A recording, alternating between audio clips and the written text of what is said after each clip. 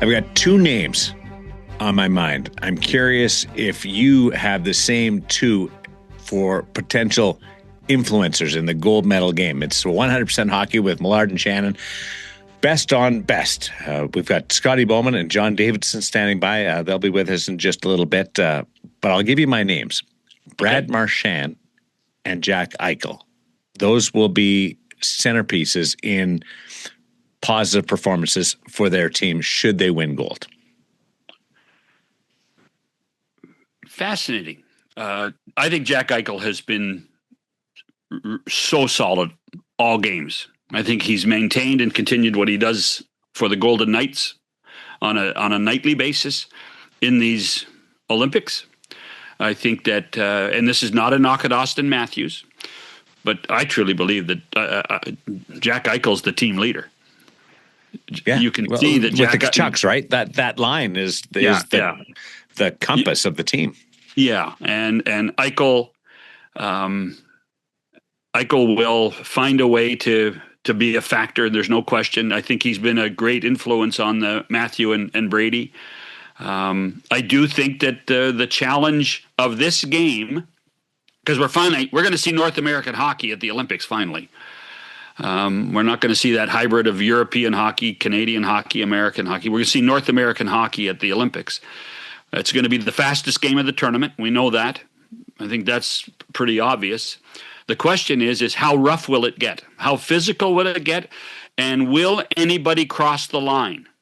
And the team that doesn't cross the line, gets to the line, and doesn't cross the line, I suspect will win the gold medal. And so that, I think that puts your comment about Brad Marchand in a key position, because I don't think there's any question now that he's going to play with Sam Bennett and Tom Wilson, a North American line to play against one of the American lines. And then, can people stay composed as the game wears on and the emotions ride high? And how will the coaches be able to manage that emotion so that people don't make huge mistakes? Tom Wilson, I think it's funny, I think Tom Wilson learned his lesson against the French. I think he learned his lesson not to lose his cool. He didn't play very much the next game. And all of a sudden now he's a factor again because he's not overthinking the game, and he's admitted he's not overthinking the game. So that line is going to be a huge factor. It's just going to be, it's everything I think we've wanted out of the tournament. They are the two best hockey countries in the world at the Olympics. There's no question about that. And I do wonder, with all the hype and focus around the American defense, which is really good, what kind of factor the Canadian defense will be. Mm-hmm. Drew Doughty only played 7.5 minutes. John Cooper has really tightened his defensive pairings. Thomas Harley has really become a key player on the blue line for Canada. So there are. Shea Theodore played a great game the other day too. Yes, notwithstanding the goal. Yeah, no, and let's face it, as the game started, Theodore was number 7 defenseman. He wasn't, the way. Now, I think the Canadian coaches, I think they churn guys. They're not necessarily worried about everybody playing. You got to play with this guy. You got to play with this guy. I think there's churn all over the place.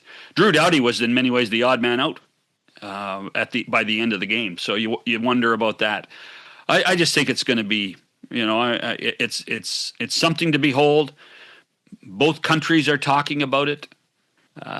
It's one for the ages, Darren. I was lucky enough to be in Salt Lake City when they played. It was electric in that building. I was lucky enough to be in Vancouver, as you were, for that game. It was crazy. And I fully suspect that it will be just as crazy in Milan on Sunday afternoon. And this American team is better than both of those American teams in 2002 and 2010. It's funny you say that. I was talking to somebody. I think you're right. I don't think this is the best American team of all time. 96. But the best, yeah. The 96 World Cup team was a better team. I think that there are. Well, I know there are 7 Hockey Hall of Famers on that 96 team, and if Keith Tkachuk ever got in the Hall of Fame, it would be 8.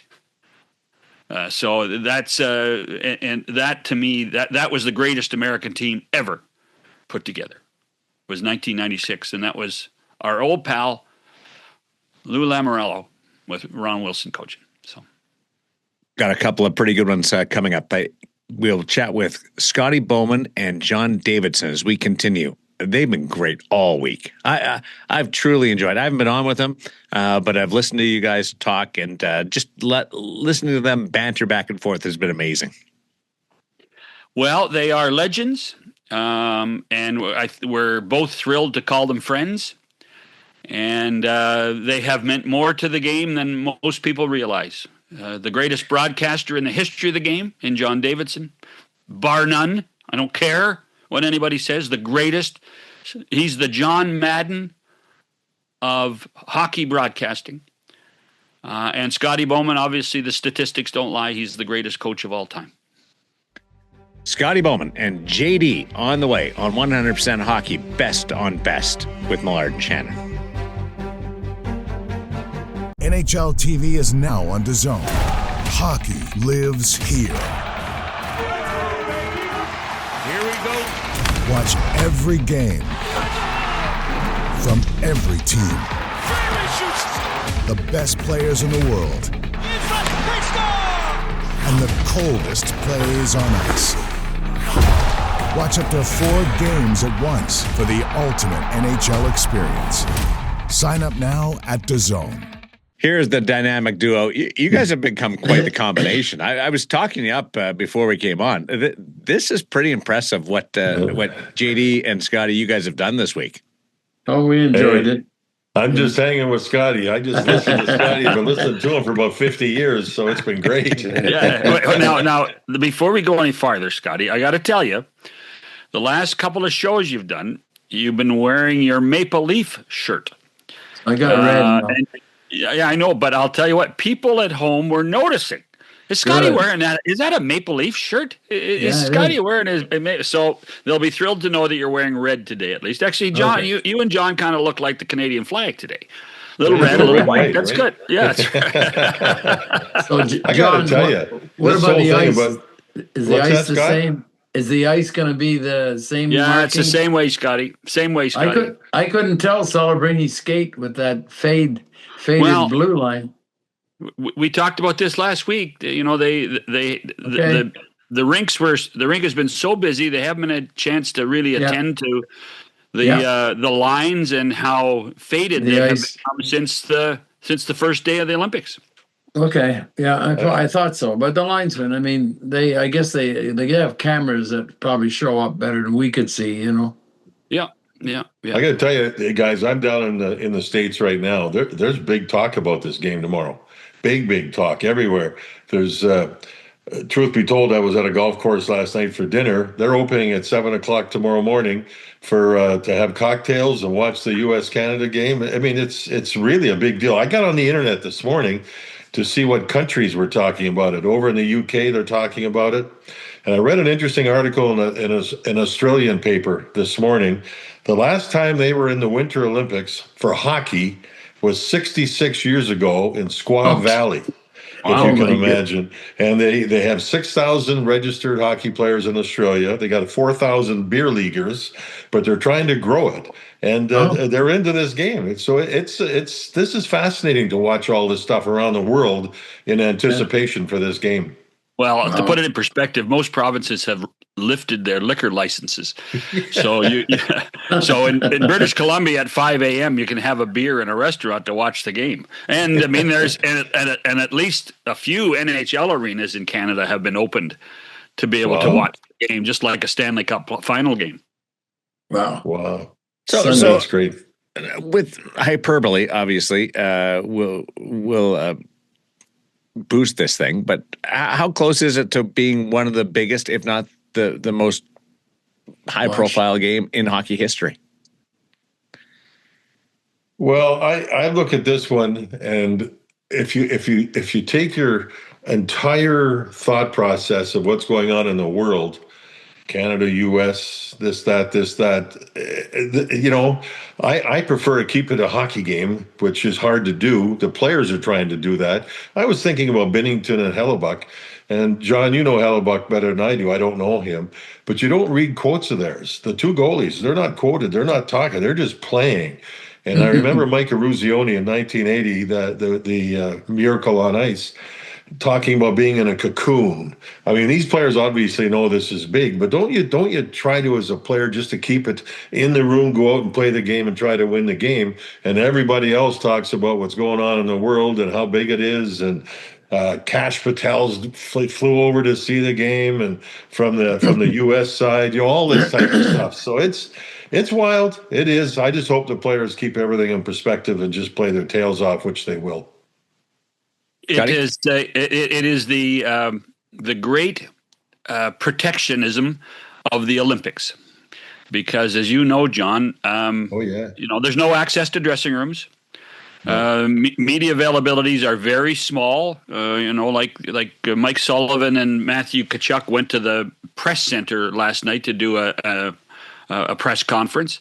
The mix zone where the players walk off between the ice and the dressing rooms, you can get short interviews with athletes, and then they're gone, and then they disappear. So they are protected in so many ways, and you can choose not to do interviews in those scenarios. You're right. I've seen a little bit of Jordan Binnington. I have seen none of Connor Hellebuck at this point. So we'll just have to, and at the end of the game, we're not going to see, cameras on the ice and interviews being done like we would see at the Stanley Cup final. It's a much different environment, protecting the athlete from exactly what you're talking about, so they can focus just on doing what they do, and that's play the game. So, John, what do they do for giving the medals? Will they give the medals at the other events a lot of time? Will they give the medal after the game? So, yes. Medals? So what will happen is that medal ceremony. There will be as soon as the buzzer sounds and the celebration begins for the winning team and the handshakes, there will probably be a 15-minute clock put up and say, we are going to start the medal presentation in 15 minutes so that everybody can do their thing. People can go to the mix zone and get interviews. Then there will be red carpets put on the ice. There will be a podium put on the ice.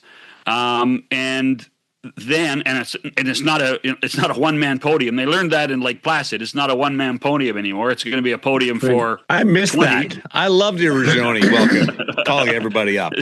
So and then they will give out the silver medals first, and then the gold medals. Oh, and what then about the bronze? They will sing the national anthem. Won't they do the bronze too? No, the bronze will be done on Saturday. No, it's not like the women. No, the bronze not like what they did with the women. No, because day before the game, it's time restriction. Remember, the most.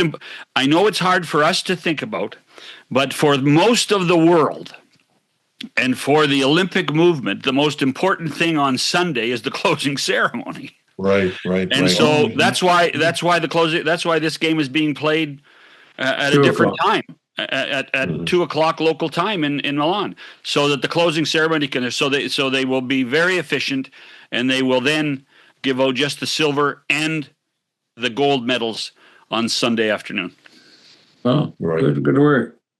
If you're going to talk about pluses and minuses, okay, what's the biggest concern to each side, Scotty? Team USA, Team Canada. What are they most concerned about going into the gold medal game?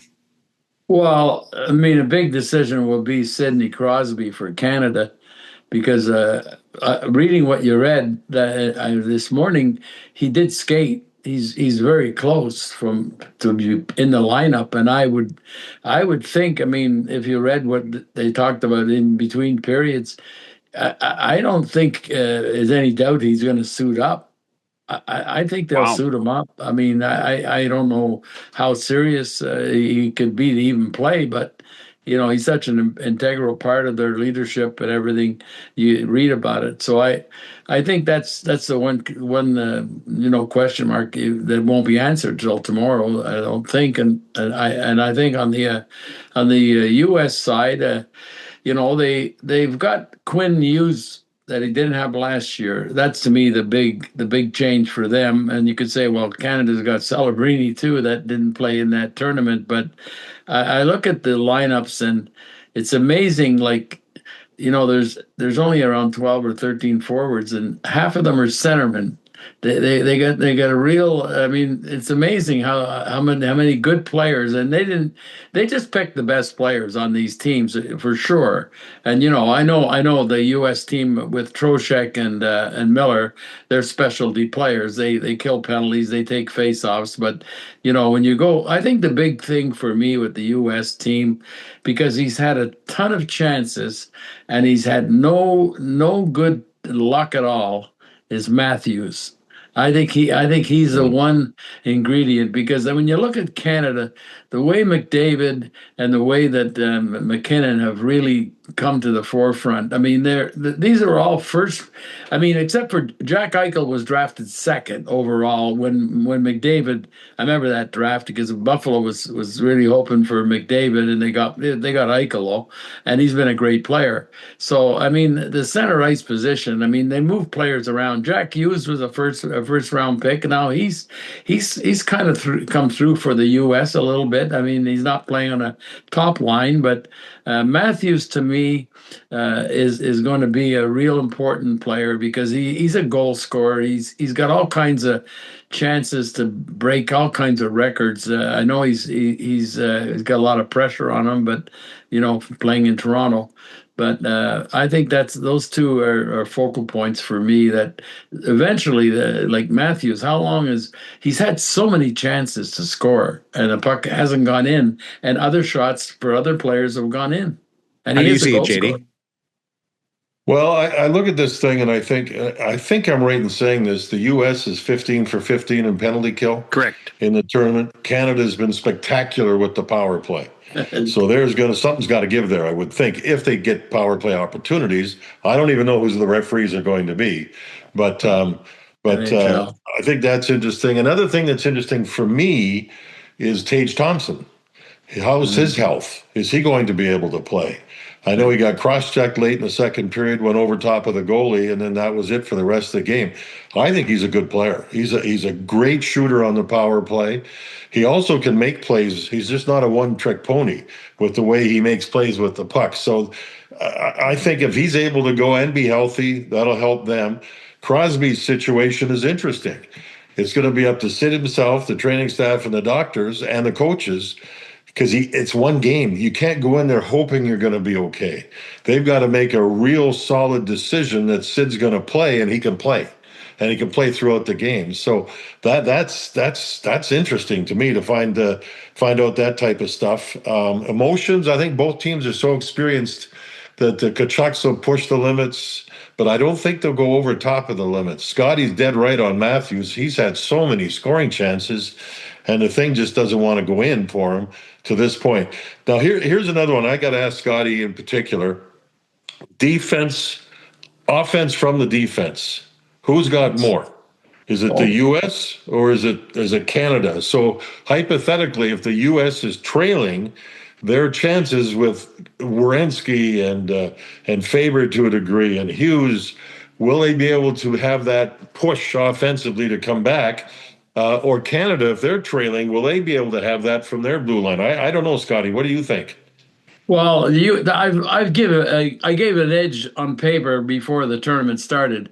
When you're looking at Werenski and Hughes, and you can't discount Slavin and Sanderson. Like when you're talking about the Norris Trophy, those four names will probably be in the top 8 or 9 guys. Taking Canada's defense, I think the big secret will be for the U.S. to play as aggressive, but don't be getting 4 or 5 penalties.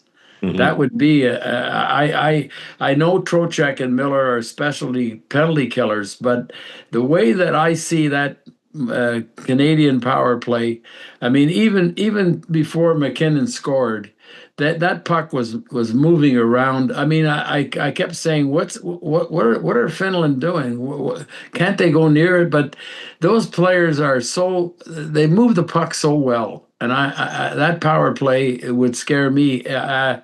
Hopefully it won't be a penalty filled game, like you said. I think it'll be but for the Kachuks to be valuable, they have to play a physical game, I think. I mean, they're not as much skill as they're skill enough to be great players, but they take the man and they take no prisoners. And of course, Canada's got the same. That's why they picked Bennett. That's why they picked Wilson. I think they picked them. And Marchand too. Exactly. They're not going to be easy to play against any of those 6 or 7 guys we mentioned. In fact, I think that one of the changing factors in the game against Finland was that John Cooper did put Marchand, Bennett, and Wilson together, and it changed a little bit of the equation. That's these short tournaments, Scotty. Short term is you don't have necessarily have chemistry in the first game, and really they've only played 5. They've only played 5 games together as a team, so finding chemistry is still a bit of an issue for both of these teams, don't you think? Well, I mean, the coaches are so experienced, and you can see just the way they've coached. They're not worried about anybody's feelings. I mean, that's the way you have to coach. I mean, it's not cruel. It's the reality that they're gonna just I mean, they both know that if you win, it's a great tournament. If you lose, it's been horrible. I mean, it's an awful feeling that one of these teams is going to lose for sure. Let's take a break. We'll come back more with John Davidson and Scotty Bowman. It's Best on Best, 100% hockey with Millard and Shannon. Car shopping should be exciting, not exhausting. That's where Car Gurus comes in. They have advanced search tools, unbiased deal ratings, and price history, so you know a great deal when you see one. It's no wonder that Car Gurus is the #1 rated car shopping app in Canada. When you're car shopping on your phone, it shouldn't be a maze. You need to see all the information. With the Car Gurus app, you can. Powerful search tools that you see deal ratings, price history, and dealer reviews on listings all in one place. And you can turn on real-time price drop alerts so you never miss a great deal. Car Gurus connects you with trusted dealerships when you're ready, ensuring a transparent, hassle-free buying process. Buy your next car today at cargurus.ca. Make sure your deal is the best deal. That's cargurus.ca. cargurus.ca. JD, let's lean into goaltending. This has to be the biggest game of Connor Hellebuck's career. Yes, I agree. The two of them, I just don't get a sense of. One of the great things about goaltending is if you have a goalie that your team has confidence in, everybody has confidence in. It's like if you're in, hypothetically, take a city, Detroit, and if they don't have confidence in their goaltending, the taxi driver talks about it, the Uber driver, the people, everybody, the coaches, everybody, and it's a problem. It's a problem. And with these two goalies, there was some of that discussion for both of them going in. More so on Binnington, I think, but that's gone. That's dissipated. And I just think that both teams, they've both given up 8 goals as a team in 5 games. That's pretty remarkable. The save percentages are over 9 for sure. Hellebuck's a little higher than Binnington's. But I just feel that I don't see them being a problem in the game. You never know.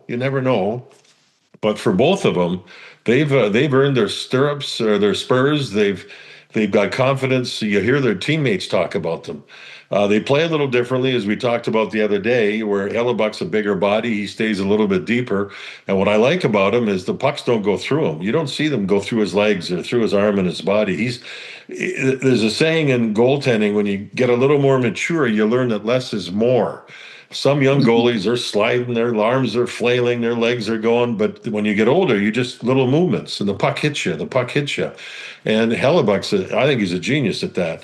And then when you look at Binnington, he's a little more aggressive because he's not quite as big. So he reads plays quickly, and he gets out above the crease a little bit, or at least to the top of the crease on a lot of plays, and he makes it look easy. So I have a lot of respect for both. I hope they both play well. It's likely going to be a 1-goal game one way or the other. I would think they just match up so closely. So I'm pulling for both of them. I want to go back to Auston Matthews for one simple reason. I don't think either of you are saying that he's playing poorly, though, are you? No. Because he seems anyway. like his defensive game has been as good as it's ever been, correct? Well, he's had tough luck on the power play. That's what I noticed the most about him. He had that open net, and then he ended up getting a penalty. So it's frustrating. But you can see that when you're a goal scorer, like he has been pretty well studied since he got in the league, it has to wear on you. I mean, he hasn't forgotten how to score goals, but there've been so many close plays about him, and I they're really counting on his line because they got they got Eichel playing with the two Kachuks, and now Matthews he wants to score goals, and he's gonna have to come up with some offense because he's looking, and he's had the experience. He's played against McDavid. He's played the Edmonton and Toronto. He's played against a little bit of Colorado too. They're both in the West, but he knows. I mean, he's the first pick overall. And he's got so much ahead of him, and he's still got Toronto on his mind. But this is a big coming out for him, for me, because he's getting enough. Toronto, it hasn't been an easy the last 2 or 3 years for anybody in Toronto, John. Yeah, the other aspect of this to me, and you guys touched on like guys like Trocheck and Miller being role players. I was just checking the ice time. Now it was different because the Slovak game for the Americans was done in the first period, so they were in control. But if you look at ice times in that game, ice times, Mike Sullivan's team balanced ice times. Everybody 11, 12, 13, 14 minutes. Canada, that wasn't necessarily the case. Like Sam Reinhart, who scored a big goal. Sam Reinhart played 6 minutes. Seth Jarvis played 8 minutes. Wow. Does that, in a one-game elimination game, a one-game gold medal game, does ice time and what they've done recently play a factor? Is rest going to be a factor, or is this all on adrenaline and nothing's going to be? Are we overanalyzing it when we look at the semifinal games? John? Well, I think that Sullivan knew the score. He knew there was another game coming up, so he was able to play Keller and players like that and give them ice time to take some heat off of some of the other players. Canada's game was so close; they had to play and try to tie it up and get there and get there and get there and get there. So they had no choice. I think adrenaline will override a lot of different things. Canada, it seems to me, might be, aside from Tage Thompson, might be the team that's a little more beat up. I'd like to know when this is over how many of those guys were playing with the bug, the flu bug, and that's been going through some of the teams during these Olympics, whether it's the women or the men. But I think the coaches on both sides did what they had to do. Canada had to find a way to win, which they did. And then with the U.S. team, they had the luxury and probably a little bit of a lighter schedule throughout the thing too, to find themselves into the finals here. And again, I don't have any knowledge whatsoever on Tage Thompson, whether he's able to go or not. Well, Mike Sullivan did say it was precautionary. Again, they were up big by the end of the second period. So smart. There's another option for him, right? That gave him. He didn't have to play him. He didn't have to. Well, he's really taken a big turn with Buffalo this year. They've got him playing on that right side on the power play with I always say Ovechkin, Stamkos. Those two always come to my mind. How they were so dangerous. They scored so many goals from that position, and he's got a shot, John. That Oh yeah. if it's near the net, it's in. And McKinnon is the same thing. And with when he's with the Avalanche. I mean, even the goal he scored, people would say, well, but he got it in there. It was just a little bit of room, and He it went ripped it. in. And I think you're the way that the U.S. power play is set up, they want to feed, and especially with a guy like Hughes, the way he can maneuver around, he seems to be a lot like Gretzky used to be. Like he knows where every player on the power play is, and he looks one way and the puck goes the other way. And I'm sure if he's not there, I mean, you could have Werenski, but I mean that shows you how valuable a guy like Quinn Hughes is when they're using him, and he likes to stay on as long as he can. I don't know if I was Werenski, I mean he's a good team player, you'd know him, but Oh yeah. he does about the same. He plays the same way as Hughes. And I think you're important. You're right about they would want to put a good. I don't have another replacement for him. And the other player on the U.S. I would mention that's been under the radar is Larkin. Oh yeah. Larkin's Ooh. been a guy that we don't often talk about, and boy, he's had a good tournament. Hey, guys, I was thinking about this last night and this morning. The Celebrini kid. I went over to watch the Panthers in San Jose play 2 or 3 weeks ago, the night that Bobrovsky got into the goaltending fight. Yeah. I couldn't take my eyes off this kid. This kid was so good. It was special to watch. And I have a vested interest. My son-in-law leads their amateur scouting, so I watch all their young players a lot and see how they're doing. And then I was thinking about him during this tournament playing with McDavid, and it brought me back to Gretzky. Gretzky is so smart that he made plays with the puck so fast that you had to be able to. Yari Curry could play with him because he could just react, boom. And when Gretzky was with the Rangers, they went through a lot of different forwards that just couldn't react quick enough when Wayne made the plays in the offensive zone. It just happened too fast. Now, watching Celebrini play with McDavid and how fast Connor plays, my God. His feet are going, his hands are going, his mind's going, it's boom, boom, boom, boom. Celebrini's right there with him as a 19-year-old.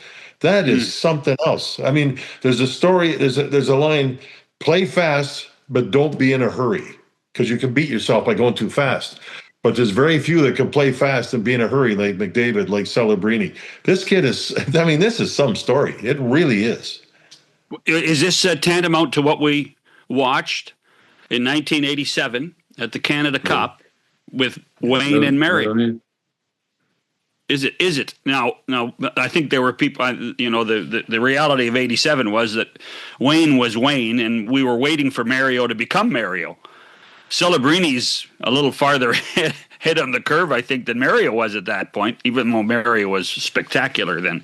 But you can only imagine what Celebrini will be after this, correct, Scotty? I mean, he's been the beneficiary of all of this. I have not thought of it, but the way he's transferred from the center, he's a centerman, and he's going to go back to center. I don't imagine he's had much. It just shows the way that he's just taken on. Let McDavid move and carry the puck, and he gets in front in the slot area. I'm like John. His quickness, the way that he gets rid of the puck. To me, I don't know who he's got in San Jose. I know he counts on Will Smith. He's a young player. He's not there yet, but they've been a tandem most of the time. And I'm sure Tyler Toffoli's had another good resurgence. Every time he goes to another team, he scores goals. But no, I admired about Celebrini how the adjustment he's made from center to wing. I know you can say, okay, yeah, but don't forget he's got McDavid, but he's a centerman, and he's just adjusted perfectly. Are we going to see any line matching? Well, who's the home team? Canada.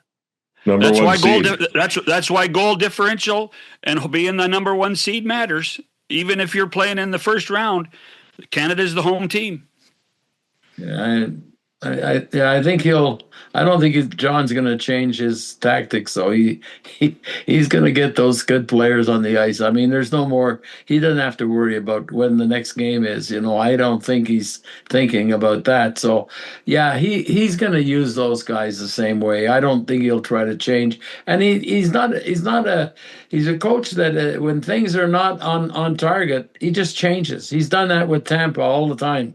He just moves guys around, and whether they accept it or not, they do in Tampa because he's had them for so long.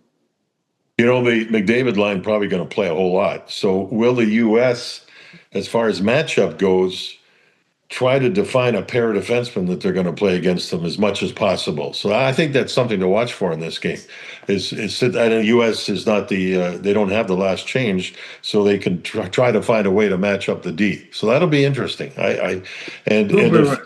Well, that would be Jacob Slavin, wouldn't it be? Yeah, probably, yeah. He's one. Yeah. But Cooper was pretty sharp. He was getting them out. And the Finnish coach, they were out against Mata and Yokohara, who were 5 and 6 for sure. And he got them out a little bit. And I don't think that Sullivan will. I mean, he's got a real good depth defense core. I really like the way that the U.S. defensemen have developed because this is as strong a group of defensemen. The only thing I was wondering before I saw the first game about the way that Canada went after one of the opponents, but I wonder if Cooper, if they have enough in the tank that they can put a full court press. I don't think the U.S. defensemen. I think the worst thing you can do is give them time and space. They're so good with the puck. And I kind of think with Cooper, I know he likes to put a press on them, but when you do that, you got to utilize everybody because it's the pace of the game. This is going to be so, John, I think the high-paced game, I don't think it will be cat and mouse as much as it's going to be helter-skelter with a lot of speed. And I think the defense are going to be under siege, both sides, and they better get the puck out as quick as they can. Maybe some of the matchups happen on icings. I mean, if a team's exhausted or if it's their fourth line or it's their third pair and they ice the puck, there's been a lot of goals scored in this tournament off faceoffs. Yeah, that's something I've noticed quite a bit of. The U.S. and Canada face-off wise must be near the top. The U.S. They got a lot of.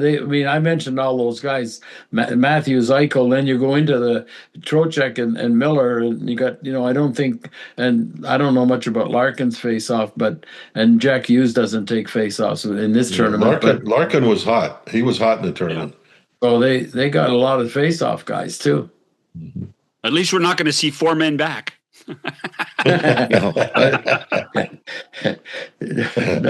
So, John, you haven't told us who's refereeing yet. I thought you knew everything. Listen, I couldn't get the lines fixed for Scotty. I want to apologize. So here's an interesting one. I actually asked this question of a guy at the Federation the other day. Chris Rooney was the referee of record when the Czechs scored with too many men on the ice. That's right. If this was the NHL, Chris Rooney would never see the light of day again. He wouldn't. There's no chance. Shouldn't that be on the linesman too? Yes. So, yes, all 4 guys. Those 4 guys would be put on the shelf and disappear. That wouldn't, right, Scotty? Playoff series, if that happened? Macaulay will get one of the jobs, won't he? Macaulay? I would think so. He gets a lot of Stanley Cup. And by the way, the teams do not have a say. I asked this question too. It's not the teams cannot sit there, so it's completely on the Federation to decide who the referees and who the linesmen are. I would suspect we're going to see they have no say either. Oh, they're out of the mix. Okay. No, this is not a league event. This is the Federation. I would suspect we're going to see 4 North American officials. I would suspect we're going to see 4 North Americans, but I would not be surprised if we see 1 European linesman. I really wouldn't. Okay. Why would teams ever have a say? You don't lobbying. think teams have a say in the National Hockey League, Darren? It's called lobbying. You don't think teams have a say in the National Hockey League? Scotty, listen, I remember, hold on here. I have sat with Scotty Bowman on off nights in his office watching games. Scotty's timing the length of the commercials. Scotty always calls that kind of penalty, doesn't he? Are you kidding me? Are you kidding me? That's the game within the game, right, Scotty? Yeah, I knew the referees, and the last story I would tell you about my relationship with the referees is one time in Detroit, and I went to Russia with a couple of referees, and one was Paul Dvorsky, and he was doing this game. We were playing Minnesota, and all of a sudden, it was as tough a game as you could get. And I went out before the third period, and I knew him, and I yelled, I said, Devo. And that's when I said to him, Devo, is the ball gone out of your whistle in the first two periods? He said, what do you mean? I think I might have mentioned this, but he said, no. Why? I said, well, there's no penalties, both sides, a lot of fouls. He said, Scotty, we're not playing tennis. Yeah. And that was the end of me. But I knew I didn't like to yell at the referees though. I like to talk to them, but I think, John, if you're a referee baiter, eventually it catches up. I really do. I mean, they're human, and I mean, you can't fall in love with them all the time, but you're going to make decisions. But I think they got the top referees at this tournament. Unfortunately, we had the incident, but I mean, I don't know what the difference with any of those four would be. Is there 4 or 5? How many referees are there in the NHL? Yesterday's Canada game was Eric Furlat and Dan O'Rourke. They did the Canada game. Too experienced. And it was Chris Rooney and Gord Dwyer did the USA game. So that would point to Wes McCauley probably doing, and maybe Furlat. Yeah, I would guess. But we'll wait until early in the morning and figure out who the referees are. So. Doesn't matter. Yeah. All right. Last thoughts. Give me a parting word going into this gold medal game. I just want to tell a quick story if I can. Yeah. It's off subject a little bit. It was the Olympics in Salt Lake City, men's hockey. The U.S. beat the Russians. Now they're going to play Canada. And if we remember how tight that game was, and towards the end of the game, there was a cross-ice pass, and Brett Hull on his off wing took the one-timer. Marty Brodeur came across, stuck his toe out, and made one of the great saves ever seen. And a couple of 3, 4, or 5 years later, I'm in St. Louis, and I'm talking to Brett Hull. And I said, can you believe that save that Marty Brodeur made on you? That one-timer, his toe was sticking out and extended and barely got it off the skate blade. He says, that was my fault. I go, what? He made the save. He says, no. When you have a one-timer and the pass comes across, you got to get it up to the top of the net. The only way he makes that save is if it's down low. So he blamed himself for not scoring one of those big goals. And it just hit me. I was just thinking about it and haven't talked about it much, but it's an interesting little story. I remember that save too. Yeah. Well, and listen, Canada and the United States in the NHLers going to the Olympics, Canada and the United States have played twice before, and Canada's won both games. Mm-hmm. Canada won in Salt Lake City, and Canada won in Vancouver. So, and what do you think of the crowd influence? I wanted to ask you, that was a terrific crowd yesterday, the Canadian game with the U.S. and Canada. With the U.S. people, they have to be a lot of people there for the Olympics. Mm-hmm. There's no other event on. So will it be a mixed crowd of pretty even, or do you think there'll be more? There seems to be a lot of Canadian travelers that are at the game. Well, it was. I checked. It was $2,100 yesterday to fly from Toronto to Milan. That was the airplane ticket, and it was going to be. And it was going to be more than that for one ticket for the game. That turned you off, John. Hi, Scotty. I kind of like sitting down here watching the game with all my friends. I think the crowds have been great. One thing I did notice yesterday, and I was really happy to see it, was Guy Goodrow and his family went across. Johnny Goodrow's father and the family and all that. And Audrey's there pulling for the team for U.S. But just to see that is nice. To see Gretzky and Messier there is nice. I think it's good. This is special. I just hope the game will be special. I'm sure it will be. And may the better team win. We got a lot of people talking about it. Hockey obviously is captivated, but mainstream society is really excited about it. I just need I need a yes or no answer, Scotty. I know that's hard. A yes or no answer. Would you dress Sidney if you knew he couldn't play and leave him on the bench? I would. I would, because I think he's such an icon for Canada.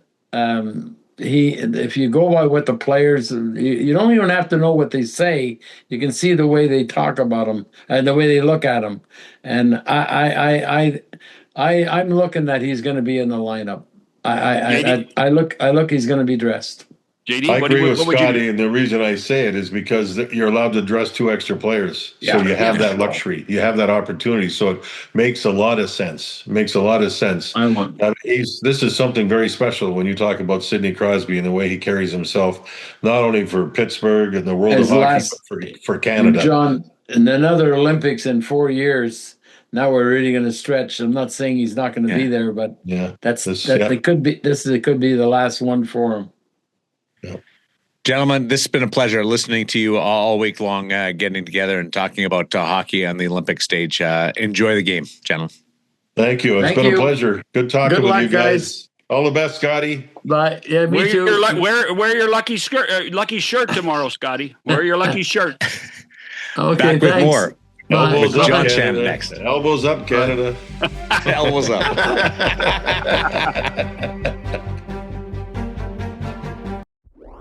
With the NHL app, you can listen to every NHL game right from your phone. And with home and away broadcast feeds, you choose your way to listen. And he scores!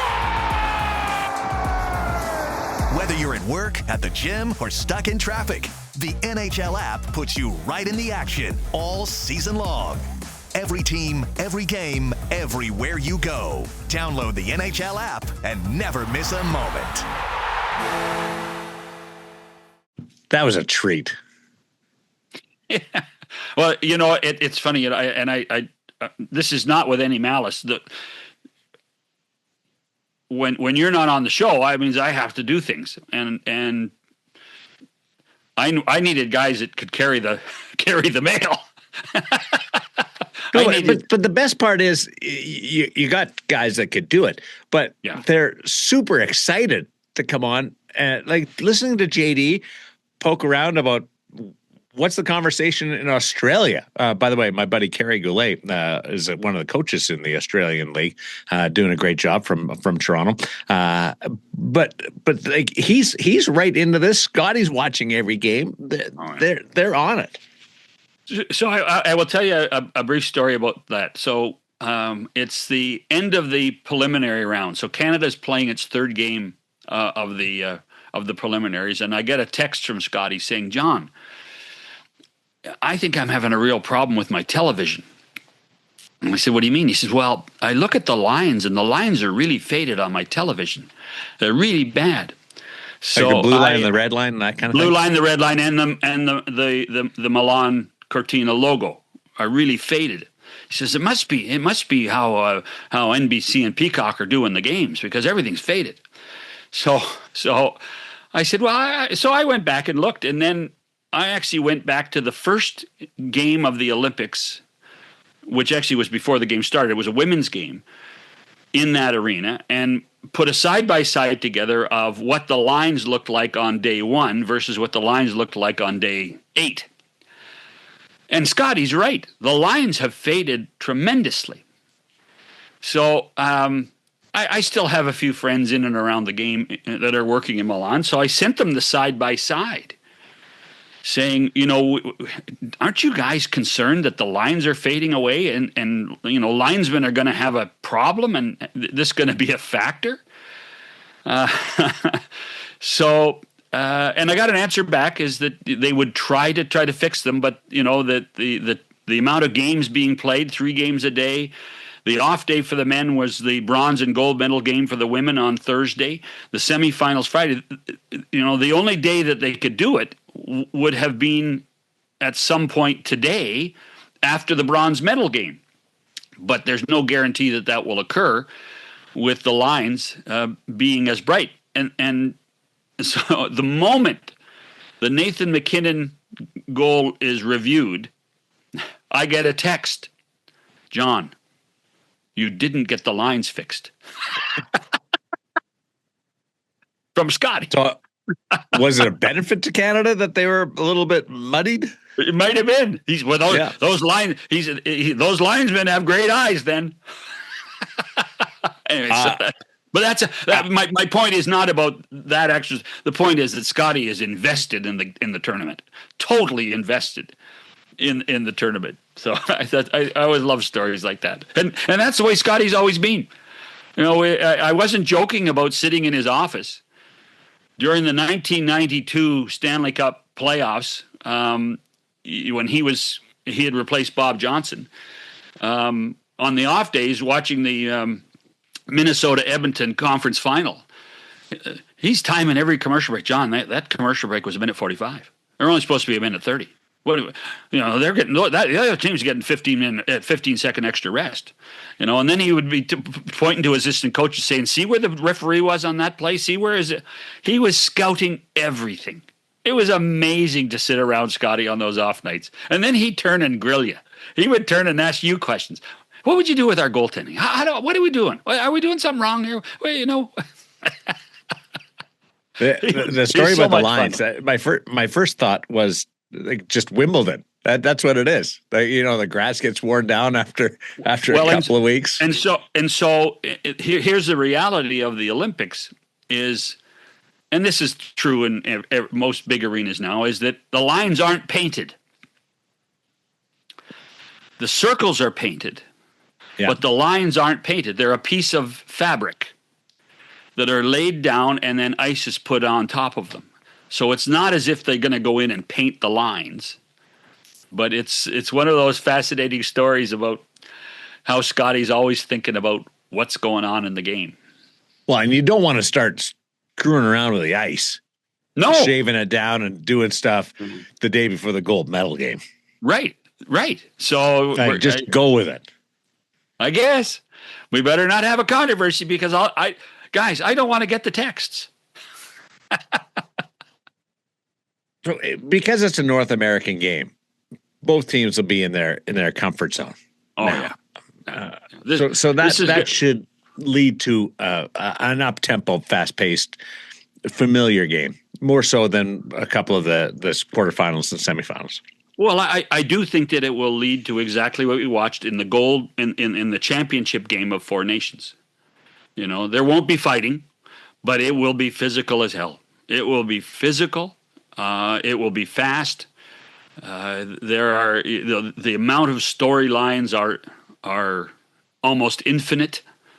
Of players, it truly. I mean, I was when you and I talked about it. I mean, this has all been set up so perfectly with what Four Nations delivered, and now it's turned a lot of people onto the game. I think to enjoy the game and have so much fun. It's going to be spectacular.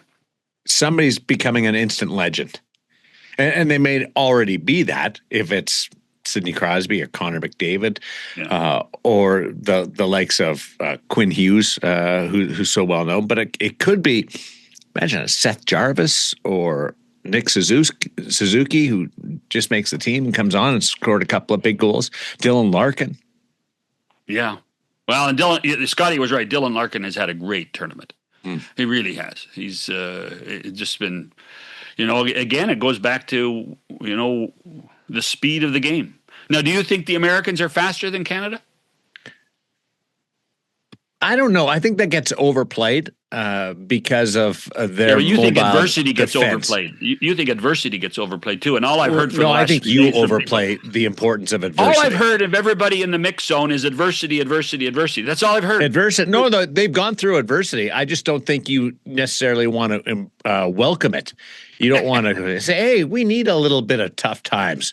I could go a couple of days without a paycheck. No. I don't buy into that. But the idea of the Americans' blue line being so dynamic plays into Team USA being faster. The Canadian defense, I think, has been under-talked about. I agree. Got some pretty good players there. Yes.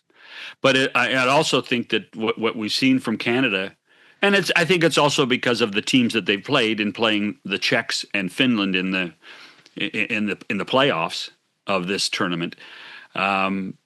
We've seen the forwards be much more responsibly defensively, and that has helped the defense. So all of our focus turns to what is Connor doing. Look at Macklin skate, but Connor McDavid's been good in his own zone. Macklin Celebrini's been good in his own zone. It's been Nick Suzuki has been great. They have done what they needed to do defensively to help that group. Although I will say, I'm not trying to stir the pot. At 2-2 against the Czechs, and the power play started, I did say, "Where's Evan Bouchard?" And I'm not trying to stir the pot either, but that hasn't entered my mind once. No, I know, but I'm just, and both those things could be construed as stirring the pot. Yes, I know. Absolutely. Going to be fun. 5.5. I'm going to be in at 5.5 as an over/under. You think? What kind of? What kind of? Are you over or are you under? Under. I'm over. I think it's 2-1. And our pal Ken Hitchcock said it was going to overtime, but I think it's going to be 2-1 in regulation. I'm calling 4-3 or 5-3 with an empty netter, but the winning team allows 3. We're going to get a good one. We are, and it's going to be nerve-wracking. I don't care whether you're on the side of the border that I'm living on right now or the side of the border that you're located on. It's going to be nerve-wracking. Enjoy it. I'm watching by myself. I'm with you. I bought into your strategy no, and paced the whole time. We'll be back to analyze the gold medal championship game of the Olympic Winter Games tomorrow. Look forward to it, buddy. Have fun, big boy. Have fun. Might be the most high-profile game in hockey history. The game has to be played to decide that. But going into it, it's high profile, man. No, you're right. Yeah. The evolution of media and streaming, people are watching and talking about this everywhere. Enjoy it to everybody. We'll talk to you next time on 100% Hockey with Millard and Shannon. Best on Best.